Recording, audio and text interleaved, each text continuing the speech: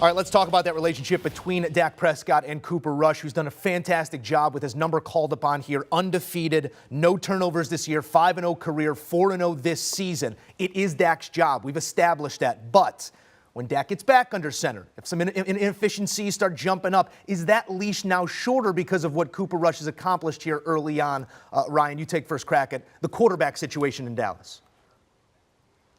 No, I don't think it's shorter. Once Dak is back and he's healthy, he's the dude. But here's the thing. Now there's no rush to bring Dak back because we know what we have in Cooper Rush, who, and I mean this in the best possible sense, is the ultimate game manager. He's incredibly smart. All you hear about him is how smart he is and how soon after his career is over, whenever that happens to be, he will probably go right into coaching to be successful there. It shows up on the field each and every day. By the way, my man's 4-0 this season, 5-0 if you go back to last season, which is exactly what you want in your backup quarterback. He's leaning on the running game.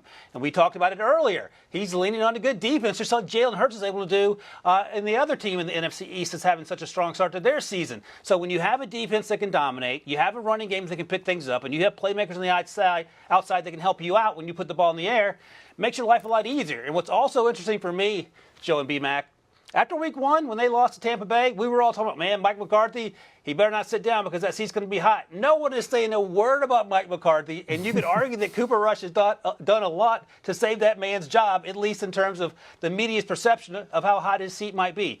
I love it. I love the Cooper Rush story, and when Dak's ready, he'll play.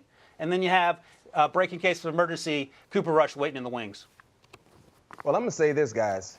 I don't know what the status is of Dak Prescott and his thumb, right? But I would suggest if he can grip a football good enough, he better play next Sunday night against the Eagles. And the reason why I'm saying that, listen, I know there's no quarterback controversy right now. No one is talking about should it be this guy or should it be that guy. I understand that. But if Dak Prescott does not play next ball game against Philly in Philly, and Cooper Rush leads the Cowboys out there on the field and they win, you cannot pull him. You can't pull him. This man is undefeated since, as a starting quarterback this year and going back to last year. As a starter, they're 5-1. I mean, yeah, period. He's flawless. He's like Floyd Mayweather. He's a Floyd Mayweather for quarterbacks in the NFL, right? They've beaten Cincinnati, the Giants. The Giants might be pretty good, by the way. Cincinnati's starting to find their rhythm. Of course, Washington is bad. The Rams right now are bad. If Cooper Rush goes out there next week, guys, I'm telling you, if he starts, Dak does not play, and they beat Philly, you cannot remove him. You got to let him stay in the saddle until he loses. And that's my thought process. And I think based on what I expect to see, knowing how NFL organizations work and knowing how players understand the demographics of what they are, where they are, Dak Prescott's going to try to play. He's going to force the issue to play. He needs to, because if he don't and they win, and it doesn't necessarily got to be on the arm of Cooper Rush. It doesn't necessarily got to be like, we won because he threw 400 yards. No, if they just flat out win, you can't pull him. You can't. B-Mac, I appreciate you indulging me because Ryan just gave me the quick brush off there, and I appreciate you going through just sort of that mental gymnastics with me because might I remind you, Ryan, that Jerry Jones operates in dollars and cents, wins and losses, and it's been nothing but wins here under Cooper Rush. I think the leash gets a little bit shorter. By all means, Councilman. All right, let me ask you this, Musso and B-Mac. Let's say Dak forces his way into the lineup next week, and it's 21-3 at the halftime. Eagles are whipping up on him, and Dak has 2 interceptions. What are you doing at halftime? That's the short leash I'm talking about. I mean, you pull him. And that's why I think this is a difficult situation for Dak Prescott. This is a difficult situation. Number one, his first game back potentially could be against the Eagles, right? We just highlighted how good their defense has been. We know they're the best team in the National Football League. There's no warm-up type situation for Dak Prescott if he jumps into the saddle and say, you know what, I'm rusty, I haven't thrown, I haven't done anything team-related, but let me jump out here in this hibachi hot like fire and go to war with my players. I don't know if you want that to be your first intro back into the National Football League with this hiatus that he's had. So with that being said, I understand what you're saying, Ryan, but all I'm saying is this. If Cooper Rush starts next week, and if they beat the Eagles, you do not remove him until he loses. I don't care how healthy Dak Prescott is. We're going to keep, it's like playing blackjack. You know how sometimes you play blackjack and you're like, yo, I got to go to the bathroom. I got to get off the table. But I keep winning. That's it. I got to use the bathroom. I can't hold it any much longer. I keep winning. I do feel like we've done a disservice here to Cowboys fans as they celebrate a 22-10 victory over the Rams. If we want to sling some mud, that's probably where the mud should be slung right now. 16 points per game for what was a Super Bowl winning offense a season ago. It's not good right now. What is the biggest issue right now ailing this Rams offense, B-Mac? They can't protect the quarterback. They don't have another proven pass catcher, wide receiver, outside of Cooper Kupp. And because of the offensive line woes, they can't even run the football. So you can't pass protect, you can't run block, and you don't have any other guy that Matthew Stafford believes in. He has a relationship in regards to throwing the football outside of Cooper Kupp. This is a bad team. And you remember getting ready for the season, we all basically had the same concerns.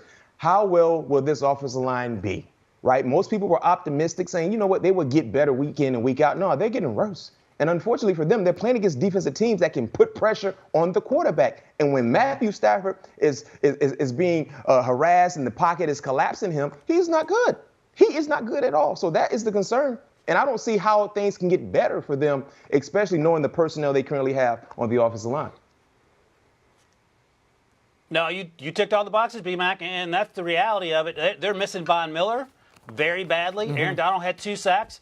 The only other person on that defense had a sack, Jalen Ramsey. Jalen Ramsey, you don't want him getting a lot of sacks. He needs to be making plays in the secondary. And if he's up near the line of scrimmage, he's probably up there because there are other people not able to do their jobs. Von Miller left to go to Buffalo. Appears to be the right move for him, but the Rams certainly miss him. B-Mac talked about the injuries in the offensive line.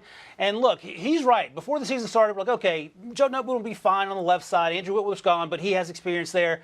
Turns out hope ain't a plan, and the hope that the offensive line was going to work out didn't materialized. Now, they've had injuries along the offensive line. Matthew Stafford continues to take a beating. You watched the very last play of that game today. He took a huge hit as they were blowing the whistle. Allen Robinson is MIA. Someone needs to go out and find that man because he has not been on the football field the last 5 weeks on Sunday.